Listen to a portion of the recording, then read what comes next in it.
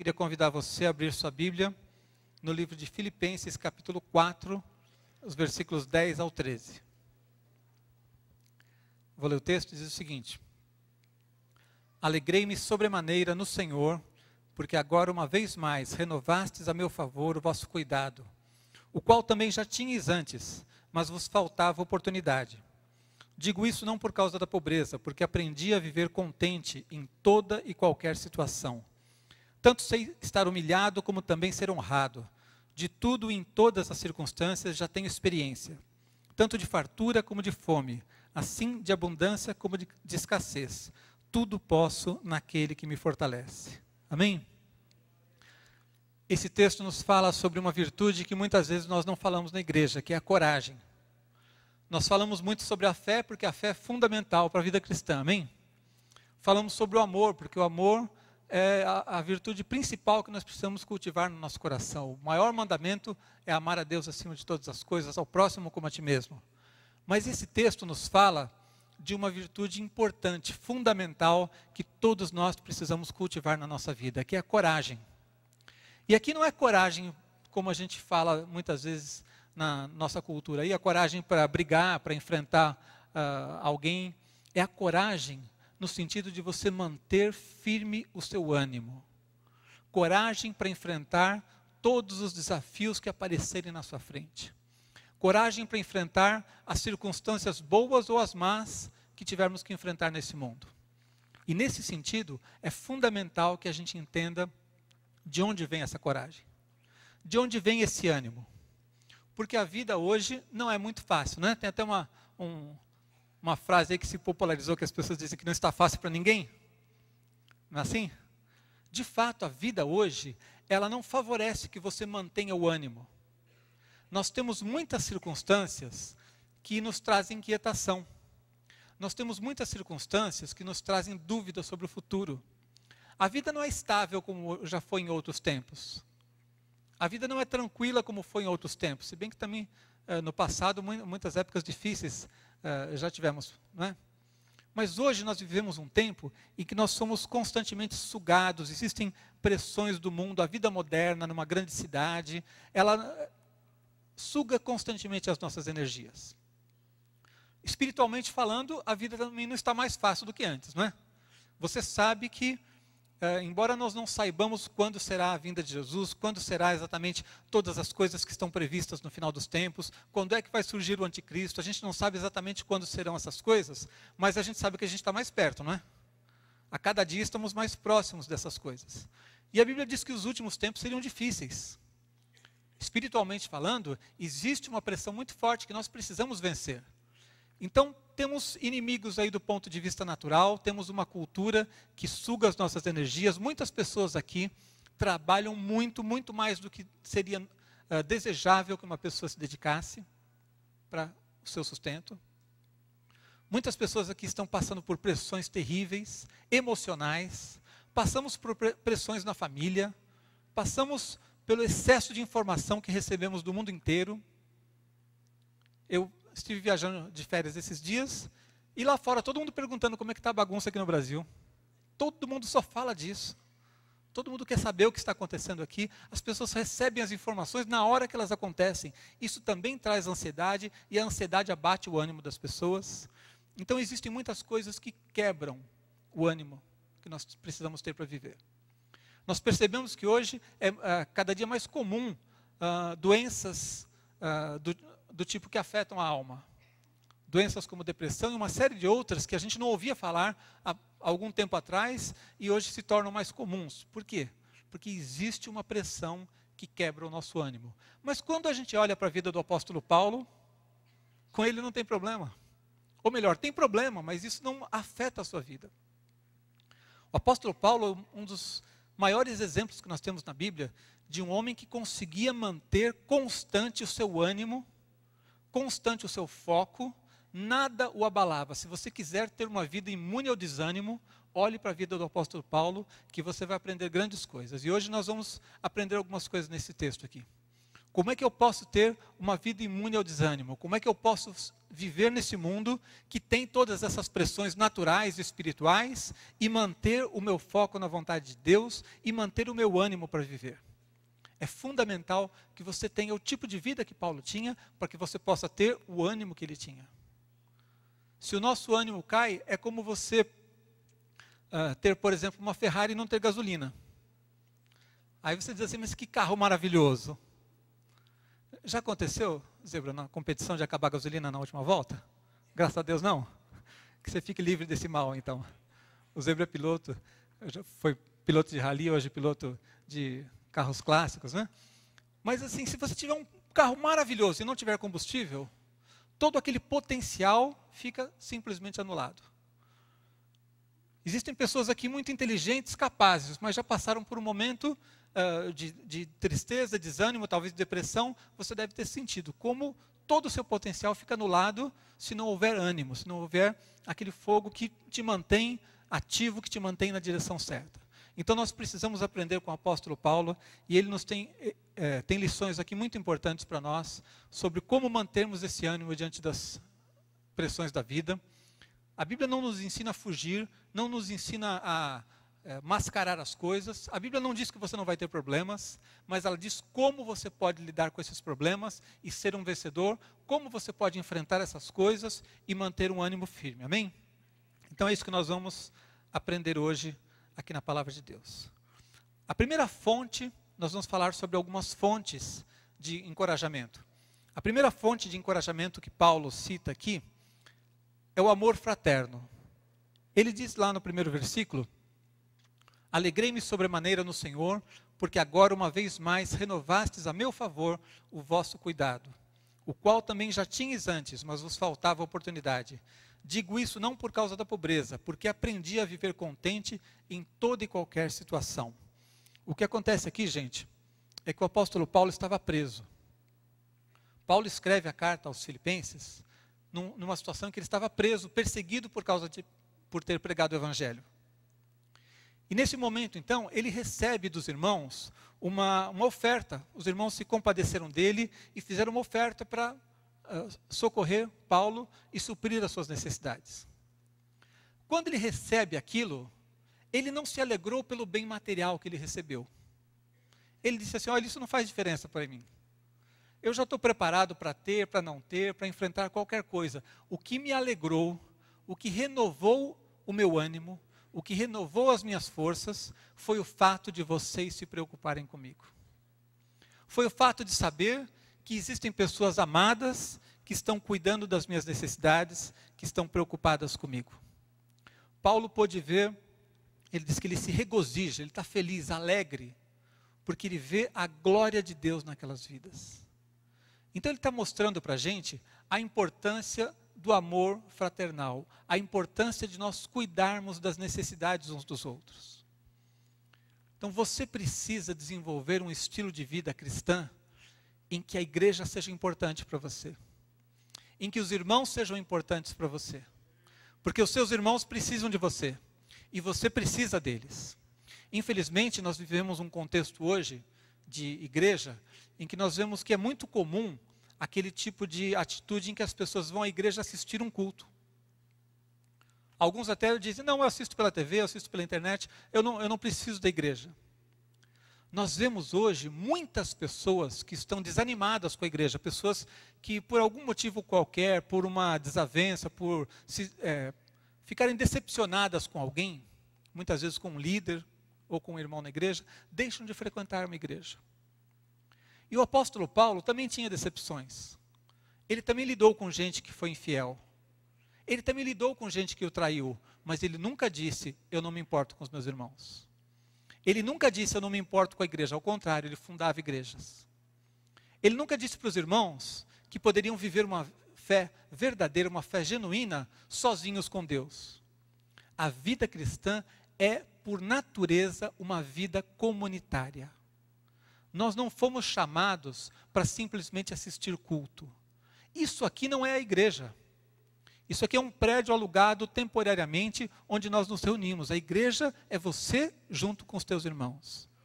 E o apóstolo Paulo, ainda que ele enfrentasse muitas lutas, ainda que ele tivesse decepções, porque dos próprios irmãos ele recebeu notícias de que havia gente querendo provocá-lo, querendo trazer mais conflito ainda para ele. Ele não desanimava de estar com os irmãos. E ele diz assim, que essa comunhão o fortaleceu. A intenção deles, o cuidado deles o fortaleceu. Então nós precisamos viver uma vida em que nós desenvolvamos laços fraternos, laços de amor, laços de cumplicidade na vida espiritual, onde alguém vai estar orando por você e você vai orar por outras pessoas. Você não pode ser um cristão autônomo, você não pode ser um cristão independente, você não pode entrar e sair por essa porta sem conhecer ninguém. Então nós precisamos buscar os meios de desenvolver uma vida espiritual desse tipo. Muitas vezes só o fato de você entrar na igreja e você estar cheio de lutas, problemas, as coisas se avolumando e alguém te dá um abraço e fala assim, olha, eu estou orando por você. Bastou para que você tivesse a sua carga de ânimo para aquele dia. Já teve uma experiência assim? Então você não pode viver uma vida isolada. É muito importante que a gente tenha pessoas orando por nós. É muito importante que nós também estejamos orando pelos nossos irmãos. Porque às vezes a gente tem uma postura muito esquisita, né? De dizer assim, essa igreja não tem amor, eu vou embora. Então a gente só olha para o outro, né? Os outros é que não têm amor. Mas e as pessoas que estavam precisando de você? E o amor que você deveria dedicar aos outros? Então, se você chegar um dia na igreja e perceber que a igreja não tem amor, seja você o primeiro que vai demonstrar amor pelos outros. Amém? Porque nós mudamos a vida assim. Nós mudamos as coisas quando o amor de Deus está nas nossas vidas. Nós mudamos as coisas quando entendemos e recebemos o amor de Deus e somos canais de Deus para abençoar as vidas. Então, é muito importante que você busque maneiras de desenvolver esse tipo de coisa. Compartilhe sua vida com outras pessoas. Compartilhe sua vida com pessoas de fé. Busque uma célula, busque participar dos grupos menores na igreja, dos ministérios, busque abrir o seu coração com outras pessoas, os movimentos de oração, são oportunidades que você tem de ir muito além do que aquilo que um simples momento de culto te dá. Por mais que o culto hoje seja abençoado, esse culto aqui não supre todas as necessidades de um cristão. Você não consegue conhecer a pessoa que está do seu lado. O pastor fala assim, vire para o irmão do seu lado e diga alguma coisa. A maioria tem vontade de dizer assim, não quero falar nada com você hoje. Me deixe quieto aqui, deixa eu ouvir a palavra. É ou não é? Então vire para o seu irmão do lado e diga assim, não quero falar nada com você hoje, mas eu te amo em Jesus. Se você ficar limitado a esse momento de culto, em que nós estamos aqui quase 1000 pessoas reunidas, isso não provê a comunhão que você precisa. Esse momento é fundamental, essa reunião aqui. Mas você precisa estar numa célula, num grupo de oração. Você precisa compartilhar a sua vida com alguém. Você precisa ligar para alguém para pedir oração. Se você não tem o telefone de ninguém da igreja para pedir oração, tem alguma coisa errada que tem que ser mudada. Nós precisamos ter esse contato, porque o apóstolo Paulo, ainda que ele tenha recebido a oferta, os donativos dos irmãos, ele disse assim, eu me alegro com a atitude de vocês. Eu me alegro por receber o cuidado de vocês. E lá em Hebreus capítulo 10, versículo 24 e 25, diz assim, consideremo-nos também uns aos outros, para nos estimularmos ao amor e às boas obras. Não deixemos de congregar-nos, como é costume de alguns, antes façamos admoestações e tanto mais, quando vedes que o dia se aproxima. O autor de Hebreus está dizendo assim, consideremos-nos uns aos outros, vamos nos estimular uns aos outros, para que o amor esteja crescendo, para que nós estejamos praticando as boas obras, para que a gente não esfrie na fé, para que a gente não desanime. Ele está dizendo, é importante a gente cuidar do nosso ânimo. Um cristão, quando perde o ânimo, todo o seu potencial fica, pelo menos temporariamente, anulado. Nós precisamos estar motivados a fazer a obra de Deus. E por mais que enfrentemos lutas aí fora, essa motivação tem que ser mais forte. Essa motivação tem que nos impulsionar. E nós conseguimos essa motivação cuidando uns dos outros. E ele diz ainda claramente, olha, não deixemos de congregar, como é costume de alguns.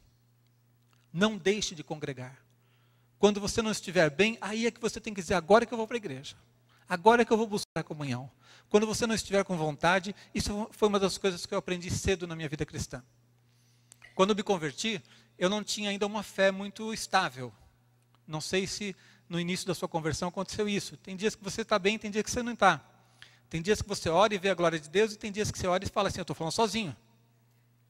A primeira coisa que eu aprendi foi o seguinte, quando eu não estiver com vontade, aí é que eu vou orar. Quando eu não tiver vontade de orar, é a hora que eu mais preciso orar. Quando eu não tiver vontade de ir na igreja, é a hora que eu mais preciso ir na igreja. E foi isso que me sustentou durante esses alguns anos já que eu tenho de vida cristã, né? Vamos deixar esse assunto para lá. Mais de 30, vamos dizer assim, não preciso especificar quantos. Mas durante todo esse tempo, não houve uma semana que eu me afastasse da igreja. Faltei eventualmente por viajar, algo assim, mas não houve um momento na minha vida que eu dissesse, fiquei 1 mês fora da igreja. Fiquei 3 meses fora da igreja. Nunca. Porque eu aprendi que quando eu não quero, é que eu preciso. Se eu não estou bem, é a hora que eu mais preciso buscar a Deus. E quando você tem esse apoio, quando você entende que é importante estar junto, você vai ser estimulado, vai se animar, vai animar os outros quando estiverem necessitados, né? Provérbios 18:1 diz assim, o solitário busca o seu próprio interesse. A pessoa que se isola é uma pessoa egoísta. A pessoa que diz, a igreja não tem amor, vou ficar sozinho. Na verdade, ela não quer se envolver. O solitário busca o seu próprio interesse. Se você quiser buscar não somente o próprio interesse, mas aquilo que vai abençoar os outros, você vai buscar para receber e para abençoar, para ser cuidado e para cuidar dos outros. Você vai valorizar o amor dos irmãos, ainda que os seus irmãos sejam falhos, e são. As pessoas falham conosco. As pessoas falham constantemente, e você também falha com eles. Nenhuma dessas falhas é justificativa para que a gente se isole. A igreja tem muitos defeitos, mas nenhum desses defeitos fez com que Paulo falasse mal da igreja. Ao contrário, ele disse, vocês precisam estar juntos. E o autor de Hebreus diz, não deixemos de congregar como é costume de alguns.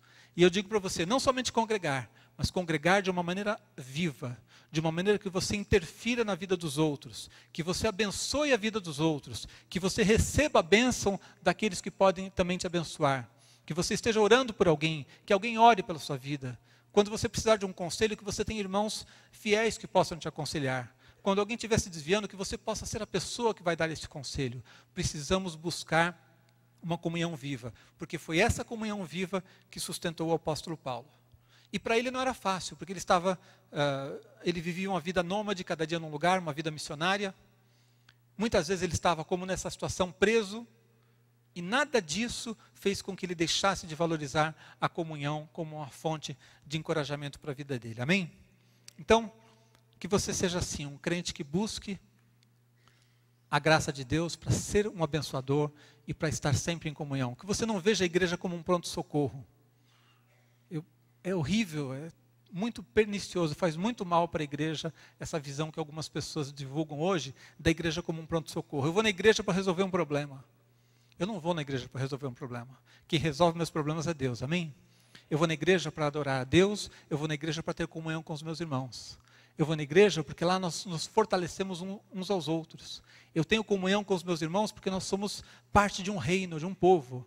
Então a igreja não é um pronto-socorro, é um lugar onde você vai, mais do que um lugar, é estar em comunhão, é fazer parte do plano de Deus para a tua vida, amém? Segunda fonte de encorajamento que Paulo encontrou foi a experiência. Ele diz assim, eu sei estar abatido e sei ter abundância. Ele diz assim, digo isso não por causa da pobreza, porque aprendi a viver contente em toda e qualquer situação. Tanto sei estar humilhado, como também ser honrado. De tudo e em todas as circunstâncias já tenho experiência, tanto de fartura como de fome, assim de abundância como de escassez. Então a experiência é uma fonte de coragem. Quando você tem experiências com Deus, essas experiências vão te fortalecer nos momentos mais difíceis. É fundamental que um crente busque experiências com Deus e valorize as experiências que tem, tanto as que parecem boas como as que parecem ruins. Algumas das experiências mais difíceis que eu tive na vida foram as que me fizeram mais bem. Por exemplo, eu passei alguns anos estudando numa faculdade teológica. A Silene estudou um pouquinho, compartilhamos um pouco desse tempo lá. O pastor Lamartine estava no meu primeiro ano na faculdade teológica, depois ele foi para o Palavra da Vida. E eu aprendi muitas coisas lá importantes para o ministério. O treinamento que eu tive lá, as aulas, tiveram algum valor. Mas a coisa mais importante que eu tive no tempo da faculdade teológica foi o tempo que eu não pude estudar. Eu passei por uma aprovação no tempo de preparo no seminário. Eu trabalhava na Bolsa de Valores e algumas pessoas acham estranho quando eu falo isso, né? Porque ficam me imaginando assim, tranquilo e tal, lá no meio daquela bagunça, era aquilo mesmo. E consegui sair um pouquinho antes de ficar louco. Naquele momento, eu passei por um momento muito difícil, em que, quando eu precisava estudar, quando era hora de realmente fazer os trabalhos, de fazer tudo, a bolsa estourava, saía de lá 9 horas da noite. Você imagina, já é difícil trabalhar e estudar à noite. Agora, você trabalhar, a sua aula começa às 7 e você sai do trabalho às 9, o que é que sobrou? Nada. E eu perdia muitas matérias, foi um conflito. Isso durou 1 ano e meio, 3 semestres, em que eu começava o semestre muito bem, muito tranquilo. Eu dizia, agora eu vou fechar todas as matérias. No meio do semestre, a Petrobras encontrava petróleo lá e lá se vai de novo trabalhar até as 9 horas da noite. Né? E isso durou 1 ano e meio, foi um tempo difícil. No meu coração, eu queria me formar o mais rápido possível. Eu queria fechar todas as matérias, eu queria ter tempo para estudar as matérias antes de ir para a aula, como todos os alunos faziam. Eu chegava na aula, os alunos tinham feito leituras, que eram obrigatórias, e eles discutiam com o professor o negócio, e eu não sabia de nada, porque não tinha tempo para fazer as leituras. E aquilo gerou um conflito muito grande. E durante esse tempo, a busca, a oração, a lidar com aquele conflito, me trouxe muito mais benefício para o meu preparo ministerial do que qualquer coisa que eu tenha aprendido lá. A melhor coisa que eu tive na faculdade teológica foi o tempo que eu não pude estudar lá. Foi o tempo de luta, de provação que eu passei. Se eu passasse por tudo tranquilamente, sem nenhuma dificuldade naquela época, e estudasse muito, o meu preparo intelectual seria melhor. Mas a minha formação para enfrentar as lutas, os problemas, as experiências que eu tive de buscar Deus naquele momento, e suportar aquilo, e vencer aquele desafio, isso não tem como comparar. Então, muitas vezes, as experiências difíceis a gente vê como um problema. Eu tenho certeza de que todo mundo aqui tem a mesma inclinação. Você não gosta de passar por problemas. Ninguém fica procurando encrenca. A gente quer a encrenca que vem atrás da gente, né? A gente quer tranquilidade, é óbvio, é natural. A gente quer viver em paz. Mas quando você passar por lutas, por problemas, por provações, encare-as como uma oportunidade de Deus para a sua vida. O pastor Daniel sempre prega que o pessimista vê uma calamidade em cada oportunidade. O otimista vê uma oportunidade em cada calamidade. Paulo estava preso, sabe o que ele via? Oportunidade de pregar para os guardas da prisão. Ele estava preso, ele tinha a oportunidade de escrever para os irmãos uma carta tão abençoada como Filipenses, que abençoa as nossas vidas até hoje. Então, não olhe para as experiências da sua vida como perda de tempo. Não olhe para as dificuldades que você passa como sinal de que Deus não está te abençoando. Olhe para cada oportunidade como algo que Deus está te dando. Olhe para as dificuldades como uma oportunidade de ter experiência, de ver Deus te dar vitória naquilo. Cada problema é uma oportunidade de você ver a ação de Deus na sua vida. Agora, isso só acontece quando a gente luta junto com Deus.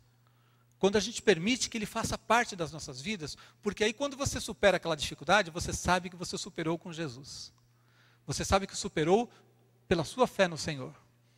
E esse exercício da sua fé, essa vitória sobre uma provação, essa vitória sobre uma luta, vai fazer com que você esteja mais forte, mais preparado.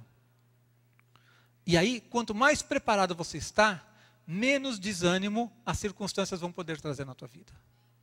Pessoas que não enfrentam problemas, que não enfrentam lutas, são pessoas fracas. Nós estávamos conversando agora nessas férias, como em alguns países muito desenvolvidos, países que já superaram quase todas as suas dificuldades, e o povo vive com muita tranquilidade, o índice de suicídio é muito grande. As pessoas se suicidam porque não têm problemas. Tem um vazio na sua vida. E a gente vê aqui o povo numa luta, às vezes a pessoa vivendo uma miséria, uma desgraça, e lutando para ir à frente. Porque as lutas fazem com que a gente exercite a nossa capacidade de sobreviver e de enfrentar as coisas. Espiritualmente, você precisa olhar para todas as lutas na tua vida como uma oportunidade de Deus te dar uma vitória, como uma oportunidade de você ver mais uma vez a bênção de Deus na sua vida. Então nunca se desespere, não fique desanimado diante das lutas. Ficar desanimado diante de uma luta é um sinal de que você não está tão forte espiritualmente como deveria. Porque quando você está realmente forte, quando você tem a vida que Paulo tinha, quando você já incorporou essas coisas, você pode dizer como ele: eu sei passar por qualquer coisa. Já passei por pobreza e já passei por abundância, nada me abala. Ele está dizendo assim, olha, na pobreza eu não amaldiçoei a Deus, não reclamei da vida não. E na prosperidade também não me afastei porque prosperei e aí então larguei Deus de lado. Não, eu estou preparado, eu já aprendi tanto a ter abundância como a ter escassez. Eu estou preparado, eu já tenho experiência de todas as coisas. E essa experiência me dá força. E aí quando ele passa por uma situação em que ele está preso, cadê o desânimo? Procure em outro lugar, porque na vida de Paulo você não vai encontrar. Uma vida imune ao desânimo. Ele está preso, e se você já leu a carta aos Filipenses, você vai ver que é uma carta que só fala de alegria, fala de encorajamento. Paulo, preso, está animando os irmãos a estarem fortalecidos e encorajados. Em vez dos irmãos estarem lá, coitadinho de Paulo, vamos lá ajudá-lo? Não. Paulo, estando preso, está animando os outros. Ele vê oportunidades de Deus. Ficava um soldado preso com ele, havia um rodízio de tempo em tempo, e cada um que chegava ali, ouvia o evangelho, ouvia o evangelho. Paulo foi chamado para pregar o evangelho. Pregou o evangelho, foi preso, o que ele fez? Reclamou com Deus? Ele disse, Deus, o Senhor não está sendo justo, o Senhor me chama para pregar o evangelho e agora me deixa aqui preso? Não. Ele disse, essa é a oportunidade de pregar nesse lugar. Daqui a pouco eu vou sair daqui, não vou mais ter essa oportunidade, vou aproveitá-la. Vou pregar o evangelho enquanto estou aqui. Quando eu estiver solto, vou pregar para quem está solto. Agora estou preso, prego para quem está preso, prego para os guardas, prego para as paredes. Mas ele não perdia oportunidades. Então, a teoria ela pode ser contestada, a prática não. Você precisa ter prática, ter experiência com Deus. Você precisa colocar Deus em todas as áreas da sua vida. Você precisa olhar para o seu problema financeiro e dizer, Deus, eu quero vencer esse problema junto com o Senhor. Você precisa olhar para os seus problemas familiares e dizer, Deus, eu quero vencer isso na minha família com o Senhor. E quando Deus está presente na tua vida, quando você enfrenta as coisas com uma visão de que Deus não te abandonou, que Ele está presente na tua vida, aquela experiência de vencer aquele desafio vai te tornar mais forte. E você vai então enfrentar um outro desafio e você vai ficar mais forte. E a cada desafio que você vencer, você vai estar mais forte.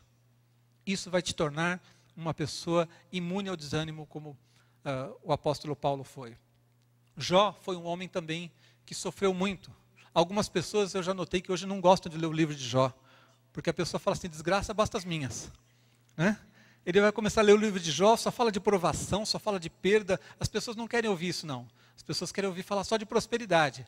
Mas se você ler o livro de Jó, você vai ver que no finalzinho, depois de tudo que ele passou, a última palavra de Jó é assim, eu te conhecia só de ouvir falar, agora os meus olhos te veem. Espera aí, Jó foi elogiado por Deus. Ele foi provado porque Deus olhou para Jó e viu um homem íntegro. Aquele homem que Deus elogia, diz assim, eu te conhecia de ouvir falar, agora os meus olhos te veem. Ou seja, toda a luta que ele passou, toda a experiência, ainda que tão difícil, fez com que ele tivesse uma comunhão ainda mais forte com Deus. Uma visão espiritual ainda maior.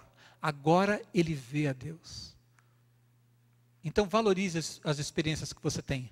Valorize os momentos difíceis que você está passando. Encare-os como uma oportunidade de ter uma vitória de Deus. Romanos 5, 3 a 5 diz assim, não somente isso, mas também nos gloriamos nas próprias tribulações, sabendo que a tribulação produz perseverança, a perseverança experiência, e a experiência esperança. Ora, a experiência não confunde, porque o amor de Deus é derramado em nosso coração pelo Espírito que nos foi outorgado.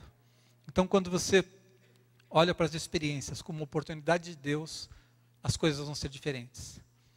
Em vez de murmuração, você vai ter oração. Você vai colocar diante de Deus as suas necessidades e vai clamar a Deus por uma bênção, vai clamar a Deus por sabedoria, vai clamar a Deus por fortalecimento, e quando você tiver a tua vitória, você vai estar mais forte do que você estava antes. Amém? Terceira e última fonte de encorajamento que Paulo encontrou foi o próprio Jesus. Jesus é a maior fonte de encorajamento que você precisa. O último versículo desse texto que nós lemos diz assim: posso todas as coisas naquele que me fortalece. Esse texto é muitas vezes distorcido porque as pessoas pegam ele sozinho e parece que está dizendo assim: posso todas as coisas naquele que me fortalece, não vou ter problema. É ou não é? Não é assim que as pessoas usam? Mas não é isso que o texto está dizendo.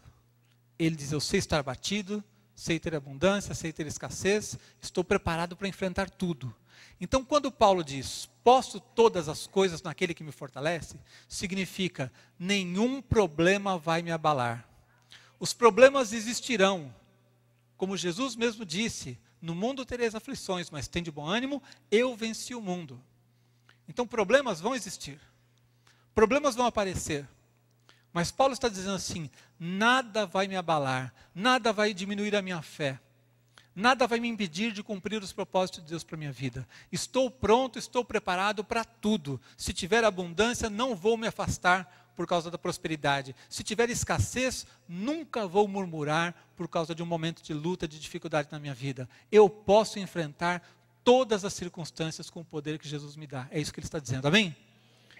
Quando você tem Jesus acima de tudo na tua vida, e você conhece a Ele, Ele faz parte da tua vida, você vai ter força para enfrentar as coisas. Os irmãos, como nós falamos, são uma fonte de encorajamento, mas eles pisam na bola de vez em quando. É uma fonte relativa. A experiência é uma bênção para as nossas vidas, mas ela é relativa, porque há momentos em que você ainda não acumulou experiência suficiente. Agora, Jesus é uma fonte absoluta. Posso todas as coisas naquele que me fortalece. Não era por causa da capacidade pessoal, não era por ser um homem muito inteligente, não era por ser uma pessoa eloquente. Paulo sabia que o segredo da sua vitória, acima de tudo, mais do que os irmãos, mais do que a experiência, era o fato de ele poder olhar para Jesus. E quando você olha para Jesus e não para as circunstâncias, você tem vitória. O diabo quer que você olhe para os seus problemas, o diabo quer que você olhe para as circunstâncias, o diabo quer fazer você ficar desesperado, quer fazer você ficar desanimado, para que ele tenha a oportunidade de conquistar alguma vitória na sua vida. Mas quando um crente realmente entendeu o que é vida cristã, quando uma pessoa incorporou o tipo de vida que Paulo tinha, e olha para Jesus, não tem tempo ruim. Não tem oportunidade para o diabo cavar algum espaço na sua vida. Lá em Hebreus 12, 2 e 3, diz assim: olhando firmemente para o autor e consumador da fé, Jesus, o qual em troca da alegria que lhe estava proposta, suportou a cruz, não fazendo caso da ignomínia, e está sentado à destra do trono de Deus. Considerai, pois, atentamente aquele que suportou tamanha oposição dos pecadores contra si mesmos, para que não vos fatigueis, desmaiando em vossas almas. O autor de Hebreus está dizendo assim: olhe para Jesus. Ele é o maior exemplo que nós podemos ter. Ele suportou lutas muito maiores do que as suas.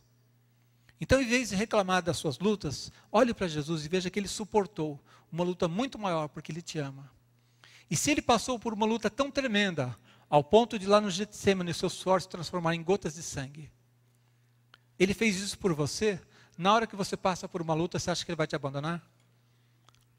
Você acha que a gente tem razão para em algum momento da vida perguntar onde estava Deus quando isso aconteceu? Na hora que a gente passa por um problema? Você acha que a gente tem razão para questionar o amor de Deus em algum momento e dizer por que Deus permitiu que isso acontecesse na minha vida? Isso é coisa de gente fraca, de gente que não entendeu o amor de Deus, que não entendeu a vida e pensa que a vida é um mar de rosas, e aí quando passa por problemas não entende que a vida aqui tem problemas. Isso é coisa de gente que tem problema porque não entendeu que Jesus diz assim: no mundo tereis aflições. Ele não disse que não teríamos. Então as pessoas têm uma expectativa errada da vida e quando passam por lutas questionam o amor de Deus. Em vez de questionar o amor de Deus, você tem que olhar para Jesus e dizer assim: Jesus, foi o teu amor que fez com que o Senhor, que não tinha pecado, que não merecia sofrer nada, passasse por tamanha luta. E se o Senhor passou, eu vou passar pelas lutas que eu tiver que passar e vou vencer junto com o Senhor. Amém? Vai fazer você olhar para Deus e considerar o amor de Jesus pela tua vida, para que você, como diz o texto, não se fatigue, não se canse, não desanime no teu coração. Quando você olha para Jesus e sabe que Ele está presente com você em todos os momentos, você sabe que Ele não desiste da tua vida. Você enfrenta as circunstâncias. Você sabe do amor de Deus pela tua vida. E o amor de Deus é maior do que os teus problemas. O poder de Jesus é maior do que as nossas lutas, amém? Então, quando nós olhamos para Jesus, nós temos tanto o exemplo, porque Ele foi o maior exemplo, de perseverança, de amor, como temos também o poder de Deus na nossa vida. Quando eu digo que eu posso todas as coisas naquele que me fortalece, não é só porque eu posso olhar para o exemplo de Jesus. Não é só porque eu sou fortalecido pela sua palavra, mas eu sei que o sangue de Jesus está sobre a minha vida. Então, quando eu enfrento uma dificuldade, eu sei que eu não conto só com os recursos naturais. Eu tenho um trunfo, um segredo, algo especial que me dá uma vantagem sobre o diabo e que me dá uma vantagem sobre qualquer problema. O poder do sangue de Jesus sobre a minha vida. Jesus morreu por mim e ponto. Está feito. O sangue de Jesus está sobre a minha vida e ponto. Está feito. Você foi lavado pelo sangue de Jesus. Você foi recebido como filho de Deus. Está feito. Você tem acesso ao trono da graça. Está feito. É absoluto. Jesus já conquistou na cruz o poder que nós precisamos para vencer todos os desafios da nossa vida. Então eu posso todas as coisas naquele que me fortalece, porque Ele me fortalece pelo seu exemplo, Ele me fortalece pela sua palavra, mas Ele me fortalece porque o poder de Deus vem a mim através de Jesus. Amém? Você pode aplaudir ao Senhor Jesus, exaltar o seu poder, e com esse aplauso diga que o diabo não tem poder na sua vida. Amém?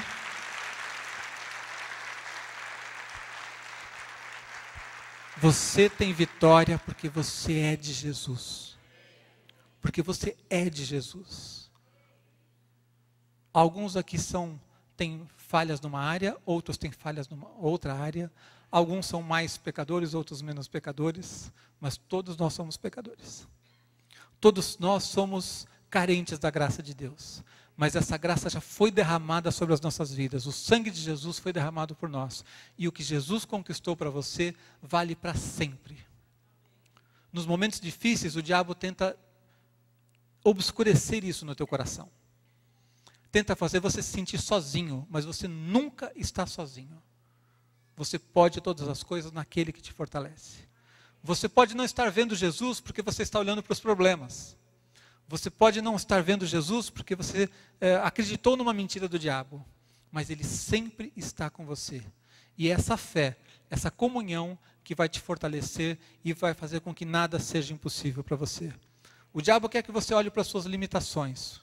O diabo quer que você olhe para os seus problemas, para os seus pecados, para os seus erros.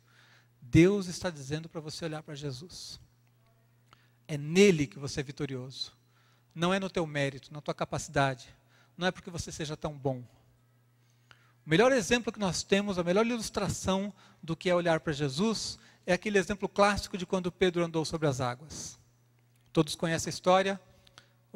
Os discípulos estavam no barco e Jesus vem andando no meio da tempestade. Quando Pedro olhou para aquilo, ele não se contentou em ser um espectador do milagre. Os outros viram o milagre e ficaram impressionados. Jesus estava andando sobre as águas. Pedro quis mais. Ele quis estar com Jesus naquele milagre. Ele quis fazer parte daquilo. Ele quis estar com Jesus. E ele teve tanto a vitória como a derrota ali. Vocês conhecem o texto, né? Houve um momento em que ele sai e consegue. De fato, ele anda sobre as águas. Só Jesus e Pedro fizeram isso, ninguém mais. Então ele teve a sua vitória. Mas houve um momento em que, impressionado pela tempestade, pela força das ondas e a coisa não devia estar fácil mesmo, para um pescador se assustar, devia estar bravo o negócio. Ele olhou para as circunstâncias, para os problemas, deixou de olhar para Jesus e naquele momento ele afundou. Então a gente critica muito Pedro por ter afundado, mas ele também teve a oportunidade de ter a vitória que outros não tiveram. E com essa experiência, ele nos mostra exatamente a diferença entre olhar para Jesus e olhar para os problemas. Olhar para Jesus e olhar para as circunstâncias. É o mesmo Pedro, é o mesmo homem, mas no momento ele está em vitória porque olhou para Jesus, creu e botou o pé na água lá para andar. E teve uma vitória que outros não tiveram. No outro momento, ele começou a olhar para o tamanho dos problemas, para as dificuldades, deixou de olhar para Jesus e ali ele naufragou. Mas eu tenho a certeza de que ele aprendeu uma lição. E que aquela experiência ficou gravada no seu coração. Eu imagino que todas as vezes que Pedro passava por uma luta, ele falava, eu posso olhar para Jesus, ou posso olhar para as ondas. Eu vou olhar para Jesus. Amém? Queria desafiar você a olhar para Jesus em todo momento na tua vida. Ele nunca deixa de estar com você. Você pode estar distraído, ele não está. Você pode não vê-lo, não perceber a presença de Deus na tua vida no momento, mas ele está presente. E se você olhar para Jesus, se você se fortalecer nele, a palavra de Deus, a palavra que Paulo nos diz é, posso todas as coisas naquele que me fortalece. Amém? Quero orar por você nesse momento. Vamos ficar em pé.